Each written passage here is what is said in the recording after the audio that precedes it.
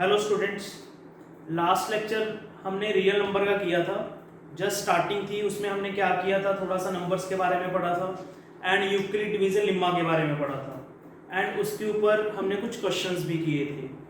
आज हमारा ये सेकंड लेक्चर है रियल नंबर्स के ऊपर। तो अभी आप ध्यान से समझना कि नेक्स्ट टॉपिक्स क्या हैं एंड उसके रिलेटेड क्या क्या क्वेश्चंस हमारे बोर्ड्स में एंड एनटीएससी में आ सकते हैं। तो जो हमारा अभी नेक्स्ट टॉपिक है वो है यूक्लिड्स डिवीजन एल्गोरिदम।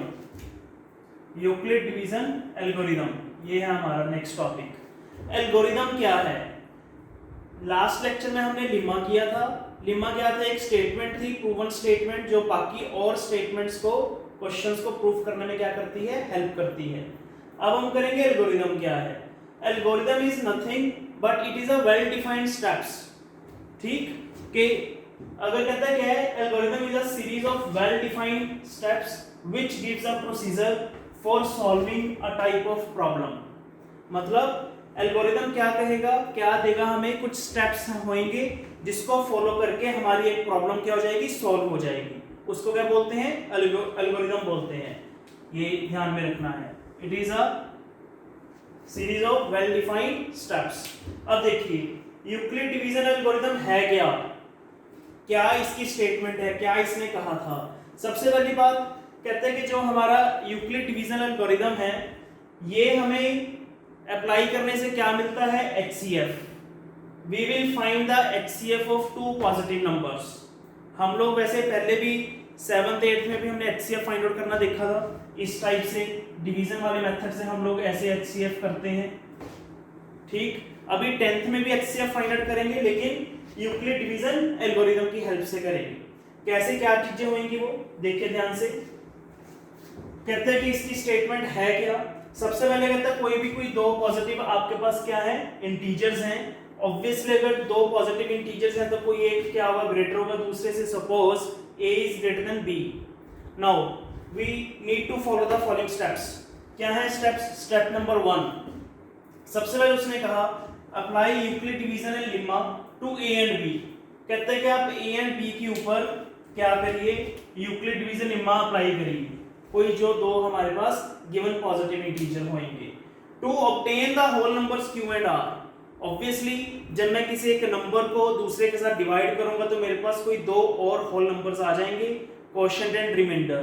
तो उनको मैंने किसके साथ रिप्रेजेंट किया, q एंड r के साथ। स्टेटमेंट क्या थी जो हमने लास्ट लेक्चर में भी पढ़ा था, a equal to bq plus r where r is greater than equal 0 and less than b। ये है सबसे पहला स्टेप। क्या है, कहता है कि हमने a एंड b के ऊपर यूक्लिड डिवीजन लेम्मा अप्लाई करना है। नाउ स्टेप नंबर 2, इसने क्या कहा, कहता है कि अगर तो आपका रिमाइंडर 0 आ गया, क्लियर, कि हमने यूक्लिड डिवीजन लेम्मा अप्लाई किया a एंड b के ऊपर और यहां पे हमारा रिमाइंडर क्या आ जाए, अगर 0 आ जाए।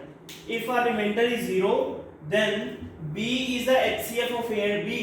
तो कहता है कि अगर रिमाइंडर 0 आ जाए तो इस स्टेप का जो आपका डिवाइजर होगा, मतलब जो b होगा, वो आपका क्या होगा, एचसीएफ a एंड b का। लेकिन कोई जरूरी तो है नहीं कि हमारा फर्स्ट स्टेप में ही जो है रिमाइंडर 0 आ जाए। तो कहता है कि अगर सपोज आपका रिमाइंडर 0 नहीं आया तो उस केस में क्या होगा, if remainder is not equal to 0 then again apply Euclid division lemma to b and r। मतलब सेम प्रोसीजर है जो हम पहले वो डिवीजन वाले मेथड से करते हैं। तो कहता है कि अगर आपका रिमाइंडर 0 नहीं आया तो हम इन्हीं b एंड r के ऊपर अगेन क्या अप्लाई करेंगे, Euclid division lemma. Step number 3 क्या है, कहता है continue the process till the remainder is 0। जब तक कहता है आपका रिमाइंडर 0 नहीं आ जाता हम लोग लेम्मा जो है वो अप्लाई करते रहेंगे। मतलब continue the process till the remainder is 0। जिस स्टेप में आपका रिमाइंडर 0 आ गया उस स्टेप का जो आपका डिवाइजर होगा that will be your HCF. ये है 3 स्टेप्स जिससे हमारा यूक्लिड डिवीजन एल्गोरिदम के साथ हम लोग एचसीएफ फाइंड आउट करेंगे। बहुत इजी है, क्या है, एक बार रिवाइज करेंगे। सबसे पहले कहता है कोई दो नंबर्स हैं a एंड b।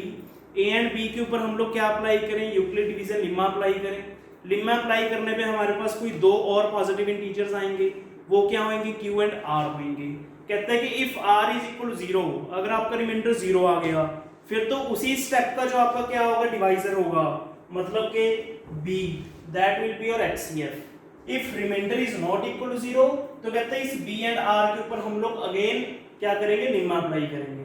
तो कहता है हमने लिम्मा तब तक अप्लाई करते जाना है जब तक हमारा जो है रिमाइंडर 0 नहीं आ जाता। जिस स्टेप में आपका रिमाइंडर 0 आएगा उस स्टेप का जो डिवाइजर होगा that will be your HCF। Clear? अब देखिए बहुत इजी है, ध्यान से देखिए, इसको नोट डाउन करें जो आपको चीजें लगती हैं नोट डाउन करने के लिए। और अभी हम लोग इसके ऊपर एक एग्जांपल भी करेंगे। जैसे फॉर एग्जांपल हमने HCF फाइंड आउट करना है 135 एंड 225 का। 135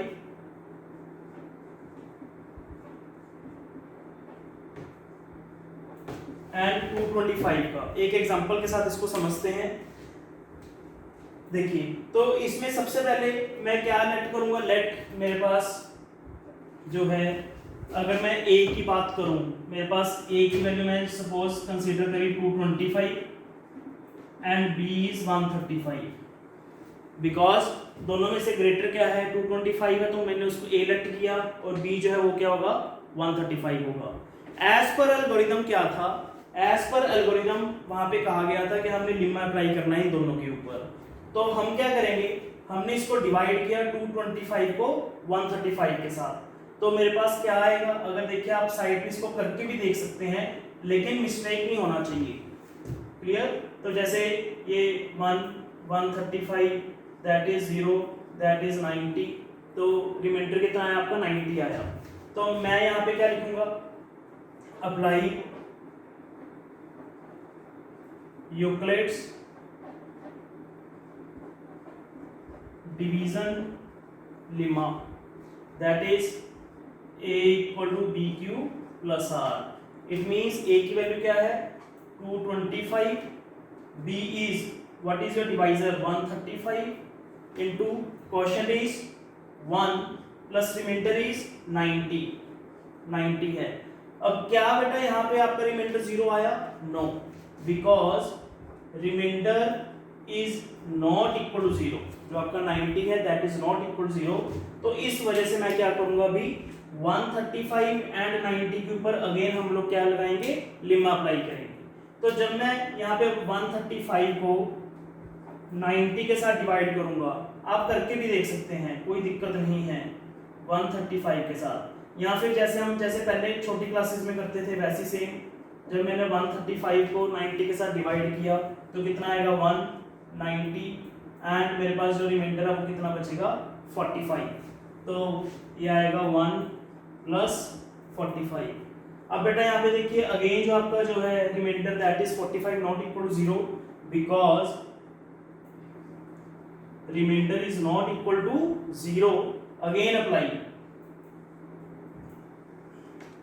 तो इस वजह से मैं अगेन इन दोनों के ऊपर अप्लाई करूंगा 90 इज इक्वल टू 45, ये बेटा अगेन हम अप्लाई करेंगे 45 टू जा 90, देखिए रिमाइंडर आपका 0 आया। मैंने कहा था जिस स्टेप में आपका रिमाइंडर 0 आएगा उस स्टेप का जो आपका डिवाइजर होगा that will be your HCF। तो 45 into 2 plus 0, because here remainder is 0 because r equal to 0। तो इस स्टेप में बेटा आपका जो डिवाइजर है वो क्या है 45 है, सो देयरफॉर आपका जो HCF है वो कितना होगा 45 होगा। इसके HCF जो हमारे पास दो पॉजिटिव नंबर्स गिवन थे उनका HCF कितना आएगा 45। आई होप कि आपको क्लियर है कि हमने HCF लिम्मा अप्लाई करके कैसे करना है। नाउ एक एग्जांपल अभी हम इसके ऊपर और करेंगे।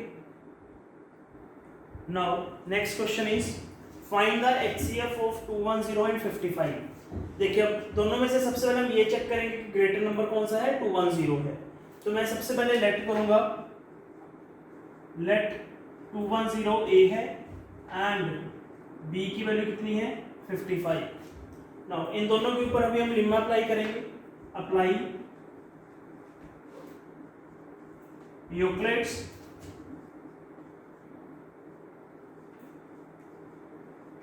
Division lemma. क्या है Euclid division lemma, A equal to BQ plus R। Now here 210 divisor is 55। अब देखिए बेटा जब आप 210 को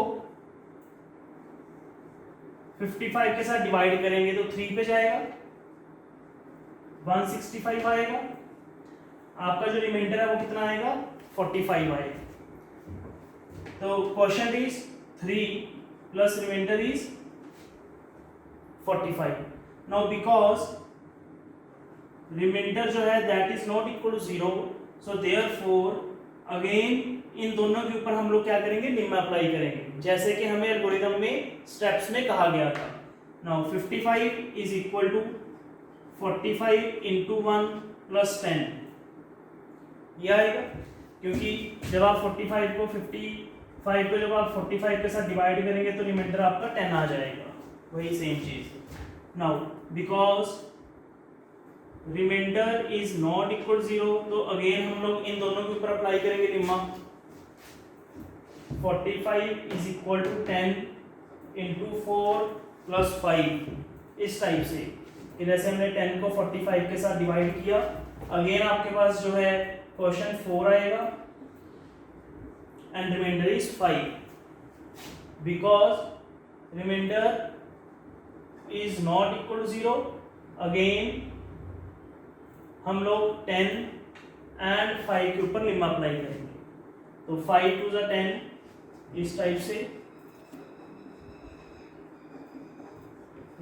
बिकॉज रिमाइंडर इज 0। तो इस स्टेप का जो आपका क्या होगा, डिवाइजर है, कितना है वो 5 है, वो आपका क्या होगा HCF। तो इट मींस 210 एंड 55 का जो HCF है वो कितना है, 5 है। तो बेटा आपको कभी भी कोई दो नंबर का HCF फाइंड आउट करना है तो हम लोग उसको इस टाइप से सॉल्व करेंगे। तो सेम एल्गोरिथम अप्लाई होगा सभी क्वेश्चंस में, तो सभी क्वेश्चन इस अकॉर्डिंगली हो जाएंगे। यस, नेक्स्ट टॉपिक है हमारा fundamental theorem of arithmetic. Fundamental theorem of arithmetic है क्या, देखिए इसकी स्टेटमेंट क्या है। उसने कहा every composite number can be expressed as a product of primes. ध्यान से देखिए, कहते हैं कि हम किसी भी कंपोजिट नंबर को किस फॉर्म में एक्सप्रेस कर सकते हैं, प्रोडक्ट ऑफ प्राइम्स में। प्राइम्स क्या है, प्राइम्स नंबर कौन से होते हैं, जिनका फैक्टर एक 1 हो एंड नंबर इटसेल्फ हो। कंपोजिट नंबर क्या होगा, जिसके फैक्टर 2 से ज्यादा हो। 2 से ज्यादा मतलब नंबर इटसेल्फ एंड 1 उसके ज्यादा होंगे, जिसके फैक्टर वो नंबर को क्या बोलेंगे, कंपोजिट नंबर। एंड कहता है कि हम हर एक कंपोजिट नंबर को किस फॉर्म में एक्सप्रेस कर सकते हैं, प्रोडक्ट ऑफ प्राइम्स की फॉर्म में एक्सप्रेस कर सकते हैं। एंड नेक्स्ट क्या है, and this factorization is unique apart from the order in which the prime factors occur. It means कहते हैं कि ये मायने नहीं रखता कि उसका ऑर्डर क्या है, आप ऑर्डर कुछ भी लिख सकते हैं, लेकिन कहते हैं हर एक कंपोजिट नंबर को हम कैसे लिखेंगे, प्रोडक्ट ऑफ प्राइम्स में। जैसे फॉर एग्जांपल अगर हम इसकी कोई भी एक एग्जांपल कंसीडर करें, जैसे suppose 1000 is a composite number. क्यों, क्योंकि इसके फैक्टर 2 से ज्यादा होंगे। 1001 के अलावा इसके और भी फैक्टर्स हैं, this is your composite number. तो इसको कहते हैं हम किस फॉर्म में लिख सकते हैं, प्रोडक्ट ऑफ प्राइम्स में। देखिए अब 1000 के फैक्टर्स लिख लीजिए सारे, क्या आएंगे, 2 into 2 into 2 into 5 into 5 into 5। तो ये क्या हो जाएगा आपके पास, this is equal to 2 cube into 5 cube. This is fundamental theorem of arithmetic. क्या कहता है कि हमने इसमें 1000 को एक्सप्रेस कर दिया प्रोडक्ट ऑफ प्राइम्स में, 2 भी प्राइम है 5 भी प्राइम है। तो ये है apart from the order in which it occurs, means आप देखिए जैसे 2 क्यूब इंटू 5 क्यूब लिखे, इसको हम 5 क्यूब इंटू 2 क्यूब भी लिख सकते हैं, उससे कोई फर्क नहीं पड़ता। आई होप कि आप लोगों को ये क्लियर है। नाउ इसके ऊपर क्वेश्चन क्या है, बहुत बेसिक क्वेश्चन है। जैसे कहते हैं कि first question is express 140 as product of its primes। जैसे ये आपका क्वेश्चन है कि 140 को इसकी प्राइम्स की प्रोडक्ट में आप एक्सप्रेस करिए। तो कैसे करते हैं अभी हम लोग, 140 को ट्री मेथड से कर लेंगे, ट्री बना के, कि जैसे 140 का सबसे पहले तो एक 2 फैक्टर होगा। 2 को ऑब्वियसली जब हम 140 के साथ डिवाइड करेंगे कितना आएगा, 70, इस टाइप से। देन 70 के फैक्टर्स 2 ये कितना आएगा 35, देन 5 कितना आएगा 7। तो इट मींस 140 के प्राइम फैक्टर्स क्या क्या आ गए 2, 2, 5, 7। तो इसको मैं कैसे लिख सकता हूँ 140 is equal to 2 into 2 into 5 into 7। It means 2 square into 5 into 7। तो हमने 140 को कैसे एक्सप्रेस कर दिया प्रोडक्ट ऑफ प्राइम्स में 2 भी प्राइम है 5 भी प्राइम है एंड 7 भी क्या है प्राइम है। तो ऐसे कई क्वेश्चंस आ जाते हैं कि किसी भी एक कंपोजिट नंबर को प्रोडक्ट ऑफ प्राइम्स में लिखना है तो उसको हम लोग इसी वे में लिखेंगे। क्लियर। अब इसी के ऊपर इस एक्सरसाइज के ऊपर एक क्वेश्चन और आएगा, काफी इंपॉर्टेंट है, कैसे करेंगे वो देखिए अभी नेक्स्ट क्वेश्चन। एक ये देखिए बेटा क्वेश्चन काफी इंपॉर्टेंट है, बोर्ड्स में काफी बार ये क्वेश्चन आया भी है। क्या है question, check whether 6 raised to power n can end with the digit 0 for any natural number n। क्या क्वेश्चन है, कहता है कि 6 रेज़्ड टू पावर n और जो पावर में n है, n का मतलब क्या है एनी नेचुरल नंबर। n के वजह से मैं क्या पुट कर सकता हूँ 1 2 3 4 5 6 एंड सो ऑन। तो कहता है कि n की वैल्यू पुट करने के बाद क्या कोई इसकी ऐसी वैल्यू आएगी कि जो 0 के साथ एंड हो। जैसे सपोज n की वैल्यू मैं 1 पुट कर रहा हूँ तो कितना आएगा 6 आएगा, n की वैल्यू मैं 2 पुट कर रहा हूँ कितना आएगा 36 आएगा, 3 पुट कर रहा हूँ कितना आएगा 216 आएगा एंड सो ऑन। तो कहता है क्या कभी किसी भी नंबर का जो एंड है, ये जो यहाँ पे 6 आ रहा है, कहता है कि इसकी जगह पे कभी 0 आएगा, ये हमने प्रूफ करना है। तो देखिए बेटा कि कैसे करेंगे। ये हमें पता है कि अगर यूनिट प्लेस पे 0 होगा किसी भी नंबर की तो इट मींस वो 5 के साथ डिविजिबल होगा। ठीक, अगर वो 5 के साथ डिविजिबल होगा तो इट मींस 5 प्राइम फैक्टर जो है उसका होना चाहिए। तो बस उसी कंसेप्ट के साथ करेंगे हम। 6 रेज़्ड टू पावर n में ये चेक करेंगे कि क्या इसका प्राइम नंबर 5 है या नहीं है, जो इसका फैक्टर है। तो हम लोग सबसे पहले लिख रहे हैं इसका जैसे सॉल्यूशन है, कैसे होगा।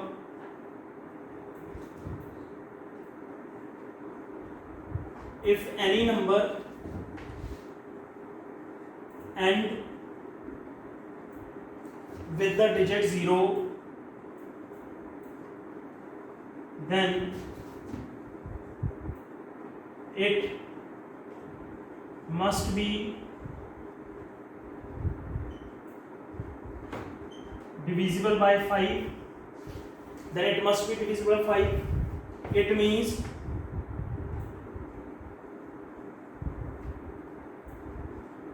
its prime factorization contains prime number 5 होना चाहिए तो उसकी प्राइम फैक्टराइजेशन में। बट अभी देखते हैं हम 6 रेज़्ड टू पावर n में है क्या। 6 रेज़्ड टू पावर n के जब हमने फैक्टर्स देखे तो ये बने 2 into 3 whole raised to power n, मतलब 2 raised to power n into 3 raised to power n। It means क्या है, कहता है n की कोई भी वैल्यू पुट करिए, कोई भी नेचुरल नंबर आप पुट करिए, हमेशा 6 रेज़्ड टू पावर n के जो प्राइम फैक्टर्स हैं वो क्या रहेंगे 2 एंड 3 रहेंगे इसके जो प्राइम फैक्टर्स हैं। मतलब 5 कभी भी इसका प्राइम फैक्टर नहीं होगा। अगर 5 इसका प्राइम फैक्टर नहीं होगा तो इट मींस कोई भी ऐसे n के आप वैल्यू पुट करिए, इसका एंड कभी भी 0 के साथ नहीं होगा, ना ही 0 के साथ होगा ना ही 5 के साथ होगा। कई बार क्वेश्चन ऐसे भी आ जाता है कि prove that the 6 raised to power n can never end with the digit 5। तो सेम एक्सप्लेनेशन है, 5 हो या 0 हो तो इट मींस इसका एक प्राइम फैक्टर क्या होना चाहिए 5 होना चाहिए। लेकिन 6 रेज़्ड टू पावर n में जो प्राइम फैक्टर्स हैं वो 2 एंड 3 हैं, 5 एग्जिस्ट नहीं करता। तो बस इसी चीज को हम लोग यहाँ पे मेंशन करेंगे, because 6 raised to power n does not contain prime factor 5, so therefore 6 raised to power n can never end with the digit 0। तो ये बेटा आपकी एक्सप्लेनेशन है। तो कई बार क्या है 6 रेज़्ड टू पावर n की जगह पे 4 रेज़्ड टू पावर n भी आ जाता है क्वेश्चन में। तो अगर 4 रेज़्ड टू पावर n होगा तो उसका प्राइम फैक्टर सिर्फ 2 ही रहेगा, तो उसका भी सेम एक्सप्लेनेशन हम लोग लिख देंगे। तो ये क्वेश्चन था, काफ़ी इंपॉर्टेंट है, बोर्ड्स में कई बार आ भी चुके हैं, और इसको इस टाइप से करेंगे। इसको ध्यान से देखिए और नोट डाउन करिए। नाउ इसकी इसी थ्योरम के ऊपर बेटा भी हम एक एप्लीकेशन करेंगे। क्या है एप्लीकेशन? कहते हैं for any two positive integers a and b, कोई भी आपके पास दो पॉजिटिव इंटीजर्स हैं a एंड b, तो कहता है कि इसकी क्या एप्लीकेशन है। कहता है उन दोनों पॉजिटिव इंटीजर्स का जो HCF होगा एंड इन्हीं दोनों पॉजिटिव इंटीजर्स का जो LCM होगा, इन दोनों की प्रोडक्ट किसकी इक्वल होगी? Product of these two numbers की, जिसका हमने HCF एंड LCM निकालना है। तो ये हमारे पास इसकी एप्लीकेशन है, इसके ऊपर भी कई क्वेश्चंस बनते हैं। क्या है दोबारा देखिए, कहते हैं कि आपके पास कोई दो पॉजिटिव इंटीजर्स हैं, इन दोनों पॉजिटिव इंटीजर्स का हमने HCF फाइंड आउट किया, इन दोनों पॉजिटिव इंटीजर्स का हमने LCM फाइंड आउट किया। क्लियर? तो कहते हैं इन दोनों के जो आपकी प्रोडक्ट होगी HCF इनटू LCM की, वो किसकी इक्वल होगी? Product of these two numbers की। आप कोई भी क्वेश्चन करके देखना, इसको वेरीफाई करेगा। जैसे इसके ऊपर क्वेश्चन है एक, क्या है? कहता है find the HCF of 96 and 404 by prime factorization method. तो कहता है प्राइम फैक्टराइजेशन मेथड से आप इन दोनों का क्या फाइंड आउट करिए? HCF फाइंड आउट करिए, हेंस फाइंड देयर LCM।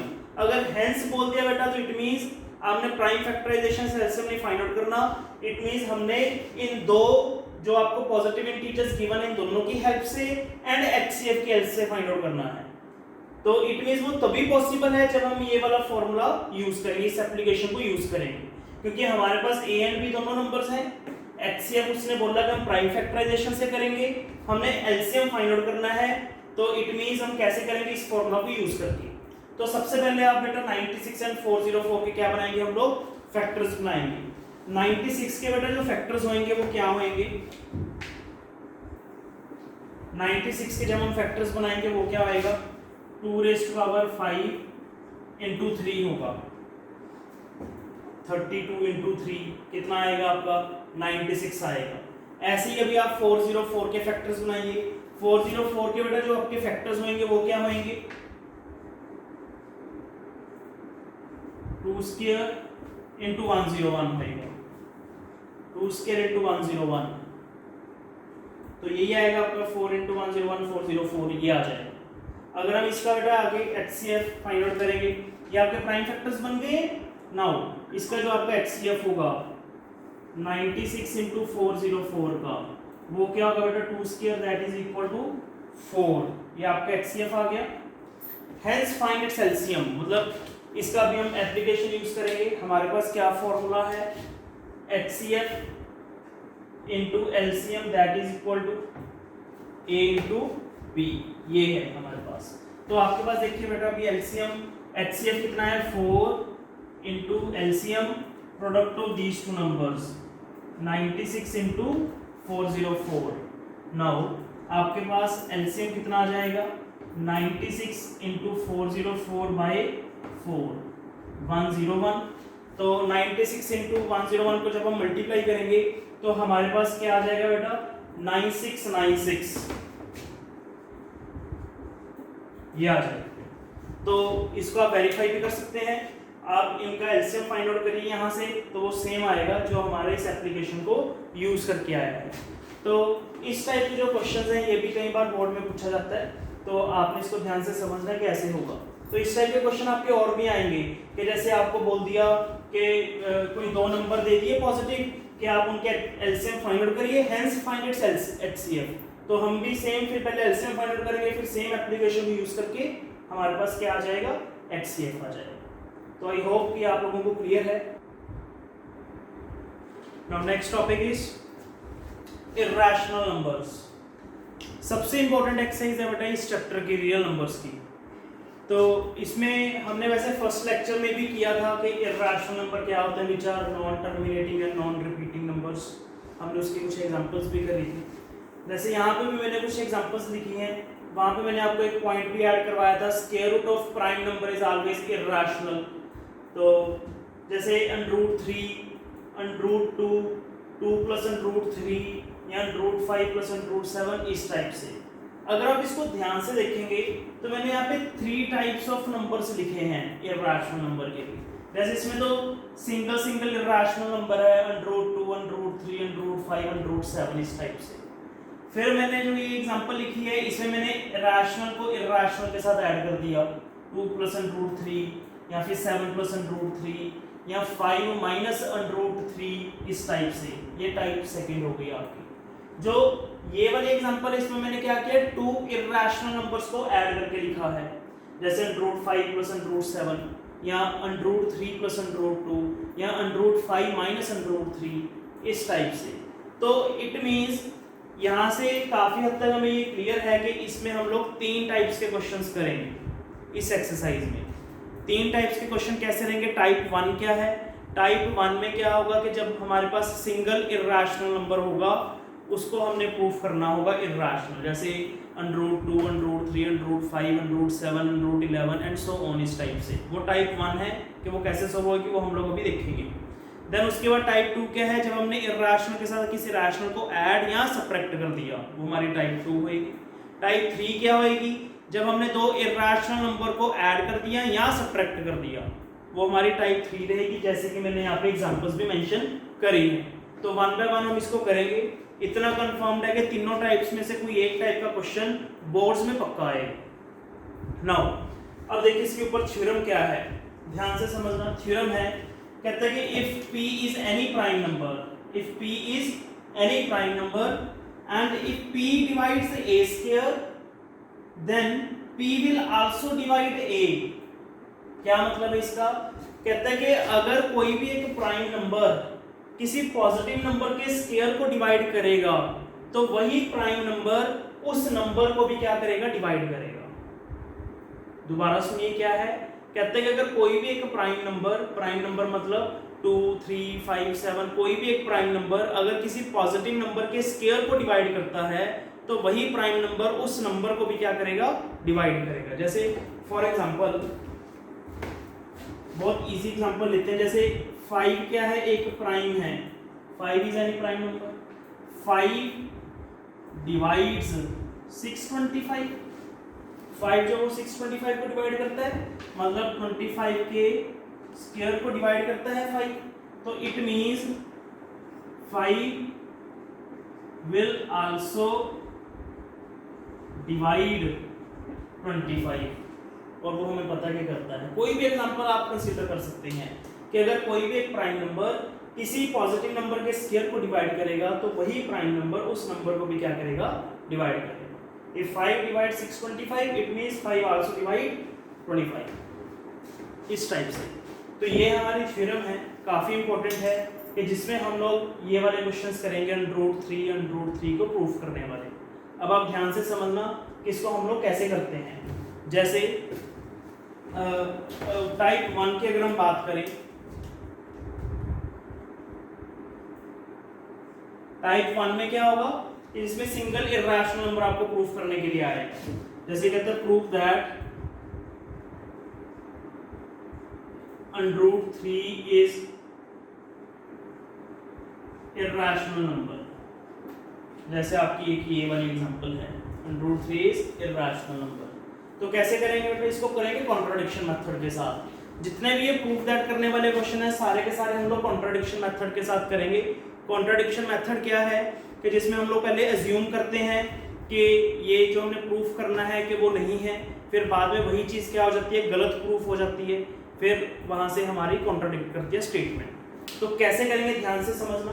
जब आप इसको ध्यान से समझेंगे तो आपको क्लियर होगा कि व्हाट कॉन्ट्राडिक्ट मीन्स।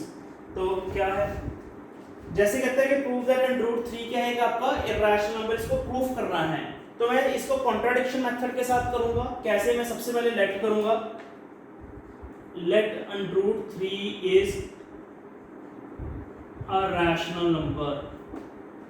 सपोज जो आपका √3 है वो क्या है, एक रैशनल है, उल्टा लेट किया, ठीक। तो अगर ये रैशनल है तो सो देयरफॉर √3 की वैल्यू क्या होगी आपकी, P/Q होगी,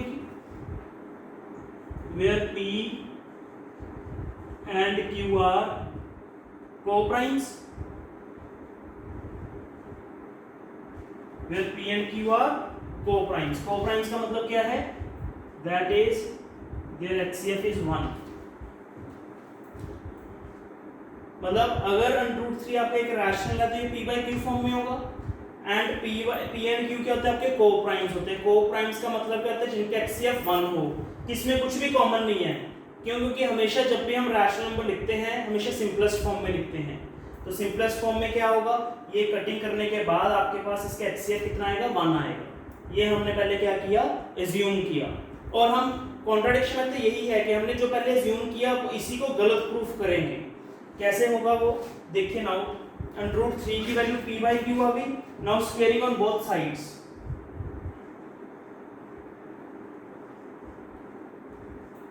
स्क्वेयरिंग ऑन बोथ साइड्स करेंगे। ये आपके पास क्या आएगा, √3 का स्क्वायर अपॉन p/q का होल स्क्वायर, इस टाइप से ये चीज आ गई। तो यहां से देखिए अभी क्या आएगा आपके पास, this is equal to 3p² आ गया। अब देखिए ये इधर आ जाएगा, p² की वैल्यू क्या आएगी, 3 × q² आएगी। अब आप ध्यान से देखना, p² की वैल्यू क्या आ गई, 3 × q²। इट मींस 3 जो है वो p² का क्या है, फैक्टर है, इतना कंफर्म्ड है। q² की वैल्यू जो मर्जी हो, लेकिन 3 तो कंफर्म्ड है कि ये जो 3 है यहाँ पे क्या है, p² का फैक्टर है। इसको मैंने इक्वेशन नंबर 1 लेट कर लिया। If 3 is a factor of p², it means this 3 will divide p². So therefore 3 will divide p²। Clear? अब आप ध्यान से देखिए, यही हमारे पास थ्योरम हमने अभी करी थी कि if any prime number, here 3 is prime, if any prime number divide any square of number, then it means this prime number 3 will also divide p। यही थ्योरम देखो बेटा हमने यहाँ पे भी करी थी, जो हमने समझा था। तो इसी को यूज करके this implies 3 also divides p। ये बहुत इंपॉर्टेंट है बेटा, जो हमने यहाँ पे अप्लाई करी है थ्योरम। देखिए बेटा ध्यान से देखिए कि p² की वैल्यू हमारे पास 3q² आ गया था। इट मींस जो आपका यहाँ पे 3 है वो p² का क्या है, फैक्टर है। अगर 3 p² का फैक्टर है तो it means this factor, this prime number 3 divides p², and by theorem this prime number 3 also divides p। ये हो गया। अब यहाँ से ये इंडिकेट हो गया कि जो 3 है वो p को क्या करता है, डिवाइड करता है। इट मींस जो आपका 3 है वो p का फैक्टर है। सो देयरफॉर p की वैल्यू क्या होगी, 3 × n कंसीडर करी मैंने। क्या कंसीडर किया, p की वैल्यू 3 × n। उसका रीजन, बिकॉज 3 तो इसका फैक्टर है ही है, उसके साथ में कोई और नंबर हो भी सकता है, नहीं भी हो सकता। तो इस वजह से मैंने यहाँ पे n कंसीडर कर लिया। वेयर n इज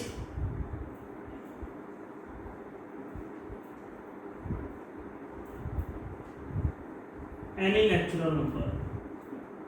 कोई भी आपका ये नेचुरल नंबर है, पॉजिटिव इंटीजर होगा, n की वैल्यू जो मर्जी हो सकती है। इतना कंफर्म्ड है कि इसकी एक वैल्यू 3 जरूर होगी। नाउ बेटा यहाँ पे p² की वैल्यू है, यहाँ पे p की वैल्यू है। तो मैं एक बार फिर दोबारा से इसको क्या करूंगा, स्क्वेयरिंग करूंगा। जब हमने अगेन स्क्वेयरिंग करी तो मेरे पास p² की वैल्यू क्या आ गई, 9n² आ गई। p² की वैल्यू क्या आ गई, 9n²। Now from first and second, because यहाँ पे भी देखिए आपके पास p² की वैल्यू है, यहाँ पे भी p² की वैल्यू है। फ्रॉम फर्स्ट एंड सेकंड आपके पास 3q² किसके इक्वल होगा, 9n²। क्लियर? तो यहाँ पे बेटा आप क्या करोगे, कैंसिल कर देंगे, 3 3 = 9। q² की वैल्यू कितनी आ जाएगी, 3n² आ जाएगी। तो अब आप ध्यान से देखिए, q² की वैल्यू 3n² है। It means 3 is a factor of q², है ना। It means 3 is a factor of q². So if 3 is a factor of q², so therefore 3 will divide q²। वही same theorem, if any prime number divides square of any number, then that prime number also divides q। Then this implies 3 also divides q। अब आप ध्यान से देखिए, it means अभी हमने यहाँ पे क्या प्रूफ कर दिया कि पहले तो जो 3 है वो p को डिवाइड करता है, यही 3 जो है आपका क्यूब को भी डिवाइड करता है। It means P and Q के एक और कॉमन फैक्टर है 3, जबकि हम तो ये कह रहे थे कि उसमें कुछ भी कॉमन नहीं होगा, सिर्फ 1 है उसका एचसीएफ, लेकिन यहाँ पे भी एचसीएफ कितना आ गया, 3 आ गया। It means it contradicts a fact. कौन सा कॉन्ट्राडिक्ट करता है फैक्ट को कि p and q are coprimes. अगर ये कॉन्ट्राडिक्ट करते हैं it means our assumption is wrong, our supposition is wrong.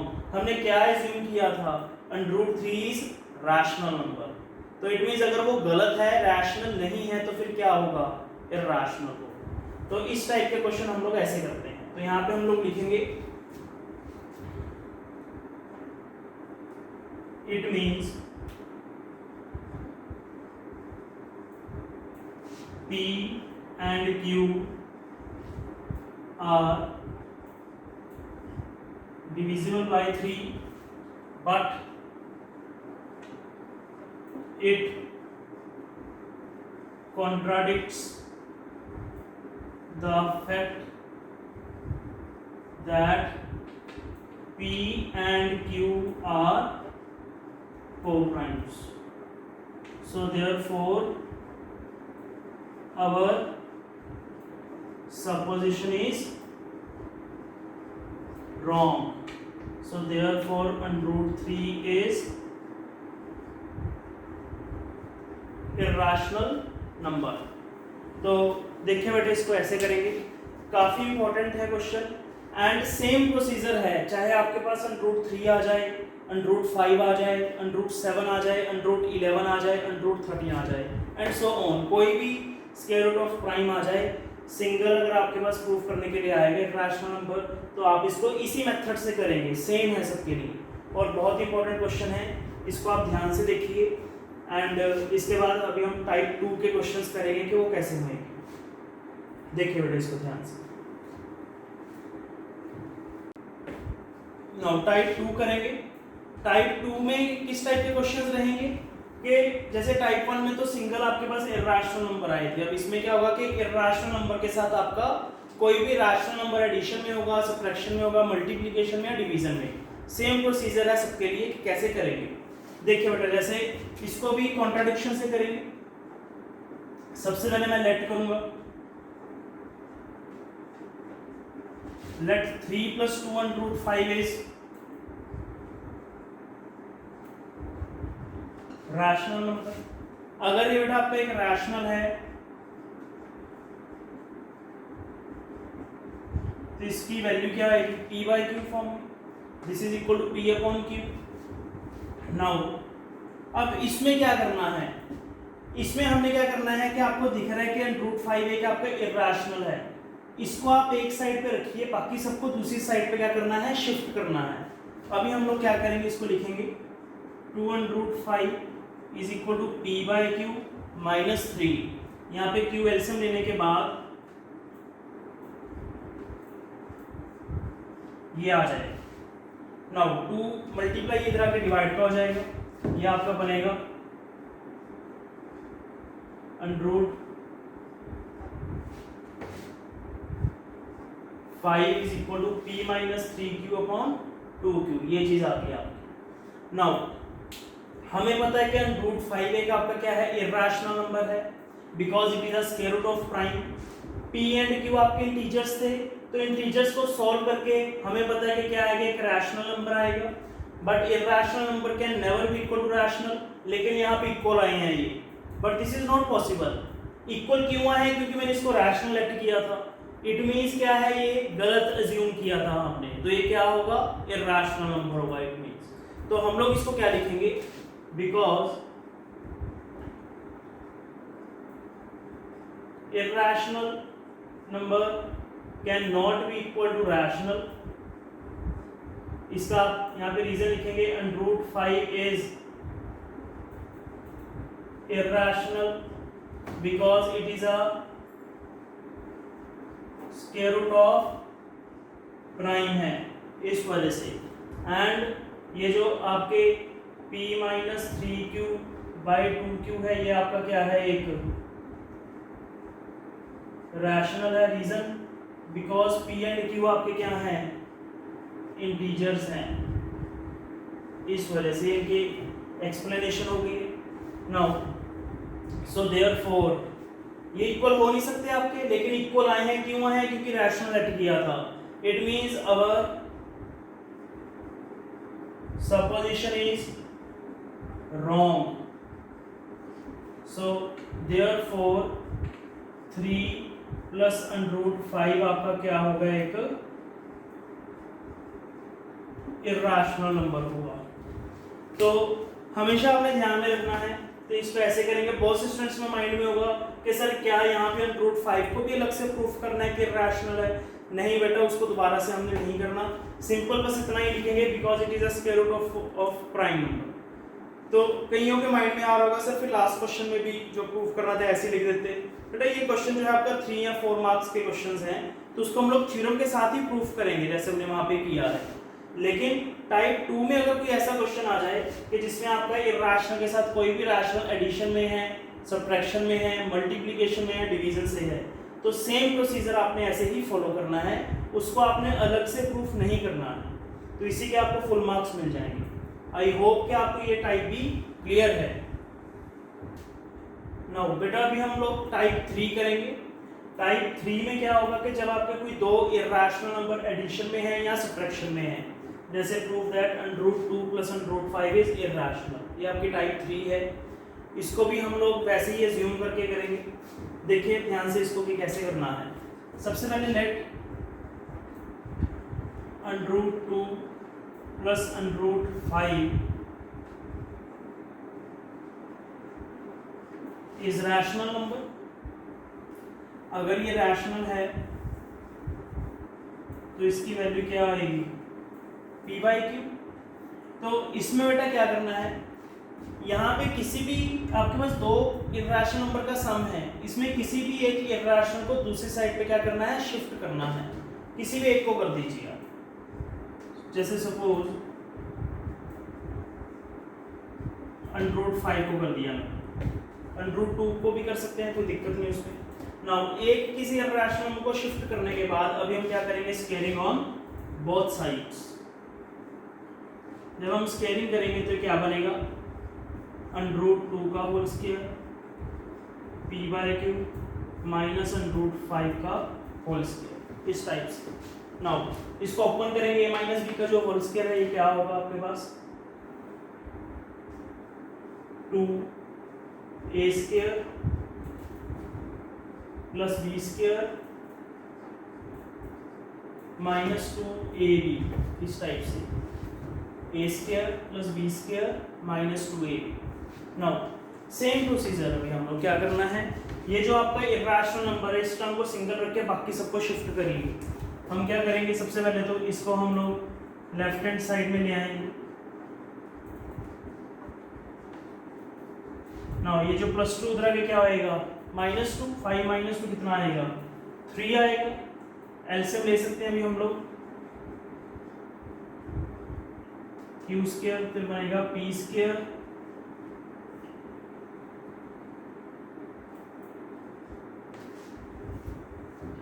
Plus 3q square by Q square. एक क्यू के साथ ये वाला एक क्यू कैंसिल होगा। आपके पास अंडर रूट 5 की वैल्यू क्या आएगी? p plus 3q square upon 2pq। ये 2p इधर आ जाएगा नीचे। यहाँ तक हमने सॉल्व करना है कि जब तक आपके रैशनल नंबर सिंगल नहीं आ जाता, इस टाइप से। तो अभी सेम वही चीज, ये क्या है आपको पता है, this is your irrational number. ये क्या है? एक rational number. Both can never be equal, so therefore our supposition is wrong. तो हम लोग क्या करेंगे? Because irrational number can never be equal to rational number, so therefore our supposition is wrong, hence under root 2 plus under root 5 is irrational number। तो इस type से बेटा हमने इस क्वेश्चन को करना है। बहुत से स्टूडेंट्स ऐसा भी कुछ सोचते हैं कि सर यहीं पे हम लोग अगर स्केलिंग कर दें तो बेटा यहाँ पे स्केलिंग करके स्क्वायर रूट ऑफ 10 आएगा। अब स्क्वायर रूट ऑफ 10 मतलब 10 एक कंपोजिट नंबर है, स्क्वायर रूट ऑफ 10 से बेटर है कि हम लोग क्या करें, किसी भी एक इर्रेशनल को दूसरी साइड पे शिफ्ट करके फिर स्क्वायरिंग ऑन बोथ साइड्स करें ना। उससे क्या होता है कि हमारे पास हमेशा स्क्वायर रूट ऑफ प्राइम बचेगा, and square root of prime जो है वो हमेशा हमें पता है क्या होता है कि इर्रेशनल नंबर है। This is your rational number because p and q क्या है, आपके इंटीजर्स हैं, both can never be equal, it means our supposition is wrong, so therefore √2 + √5 is irrational. तो ये बेटा आपकी टाइप 3 है। इन 3 टाइप्स में से एक क्वेश्चन पक्का पेपर में दिखता है हमें, तो इसको आप ध्यान से देखिए और इसको ध्यान से समझिए, नोट डाउन करिए कि कैसे इसके कंसेप्ट्स हैं। बहुत इजी हैं तीनों टाइप्स के जो क्वेश्चंस हैं। आई होप कि आप लोगों को ये क्लियर है बिल्कुल। नाउ अभी बेटा रियल नंबर का हमारा लास्ट टॉपिक है decimal expansions of rational numbers. कि रैशनल नंबर की जो डेसिमल एक्सपेंशन है हम लोग बिना सॉल्व किए क्या इसको बता सकते हैं कि टर्मिनेट करेगा कि नॉन टर्मिनेटिंग है, एंड डेसिमल प्लेसेस कितने होंगे, मतलब after how many decimal places this statement will terminate. तो ये सब चीज़ें हम लोग करेंगे। देखिए बेटा इसमें एक थ्योरम है, क्या है ध्यान से देखिए। Let x = p/q be a rational number such that prime factorization of q means जो आपका डिनोमिनेटर है prime factorization of q is of the form 2m × 5n। मतलब जो आपके डिनोमिनेटर के प्राइम फैक्टर है वो सिर्फ 2 और 5 की फॉर्म में ही हो, where m and n are whole numbers, then x has decimal expansion which terminates। इसका मतलब अगर कहता है कि डिनोमिनेटर में फैक्टर आपके 2 और 5 के ही होंगे सिर्फ, तो कहता है आपकी स्टेटमेंट टर्मिनेट करेगी। अगर 2 और 5 के अलावा कोई और डिनोमिनेटर का फैक्टर होगा, कोई भी और प्राइम नंबर होगा जैसे 3, 7, 13, 11, तो उस केस में वो नॉन टर्मिनेटिंग होगा। टर्मिनेट कब करेगी आपकी स्टेटमेंट, अगर आपके डिनोमिनेटर में 2 और 5 के फैक्टर्स हैं सिर्फ, तो कहते हैं उस केस में आपका जो रैशनल नंबर है वो क्या होगा, टर्मिनेट होगा। एंड कहता है हम बिना डिवाइड के ये भी बता सकते हैं कि कितने डेसिमल प्लेसेस के बाद टर्मिनेट होगा, which terminates after k places of decimals, after k places of decimals where k क्या है, k is a larger of m and n। मतलब कि जो आपकी 2 और 5 की पावर्स थी, m and n में से जो भी लार्जर नंबर होगा उतने कहता है कि डेसिमल प्लेसेस के बाद आपकी स्टेटमेंट टर्मिनेट करेगी। जैसे 2 की पावर 10 है, 5 की पावर 7 है, तो इट मीन्स हाईएस्ट क्या है, 7 और 10 में से 10 है, तो इट मीन्स 10 प्लेसेस के बाद आपकी जो स्टेटमेंट है वो आपकी टर्मिनेट करेगी 10 डेसिमल प्लेसेस के बाद। जैसे हम मेरे पास अभी 2 एग्जांपल्स हैं यहाँ पे लिखी हुई, हम लोग इन 2 एग्जांपल से समझेंगे। अब देखिए ये ऑलरेडी सिंपलेस्ट फॉर्म में है, अगर आप इसके डिनोमिनेटर के फैक्टर्स चेक करेंगे वो क्या होंगे, 2⁶ × 5 होएगा। देखिए 2 और 5 है डिनोमिनेटर के prime factors, it means this statement will terminate and after how many decimal places, after 6 decimal places। क्यों, क्योंकि डिनोमिनेटर में जो है इसकी पावर देखिए 5 की पावर 1 है, इसकी 6 है, तो हाईएस्ट पावर 6 है, तो हम लोग बिना डिवाइड के ऐसे ही बता सकते हैं। जब आप इसको सोल्व करोगे तब भी बेटा 6 डेसिमल प्लेसेस के बाद आपकी जो स्टेटमेंट है वो टर्मिनेट करेगी। इसमें आ जाते हैं, इसमें सिंपलेस्ट फॉर्म पहले कैंसिल करेंगे, कहाँ पे कैंसिल हो गया आपका बेटा 7 के ऊपर ही कैंसिल हो रहा है, 11, 30, ये आएगा 11/30, ये आएगा 2 × 3 × 5। अब इसमें देखिए बेटा जो आपका डिनोमिनेटर है इसमें 2 और 5 के अलावा एक 3 भी आ गया आपका prime factor, it means this statement is non terminating. Rational है तो रिपीटिंग होगा, नॉन टर्मिनेटिंग रिपीटिंग होगा। तो इस टाइप से बेटा आप इस थ्योरम से आप लोग इसको ऐसे देख के प्रूफ कर सकते हैं बिना सॉल्व किए। आई होप कि आपको ये लास्ट टॉपिक भी क्लियर है। एंड अभी हमारा ये जो रियल नंबर है इसके सभी टॉपिक्स कंप्लीट हैं, इसको आप अच्छे से देखिए, रिवाइज करिए, बार बार देखिए वीडियो को। एंड अगर आपको अच्छा लगा, अगर आपको समझ में आया तो प्लीज़ इस वीडियो को लाइक करिए एंड हमारे चैनल को सब्सक्राइब करिए। Thank you.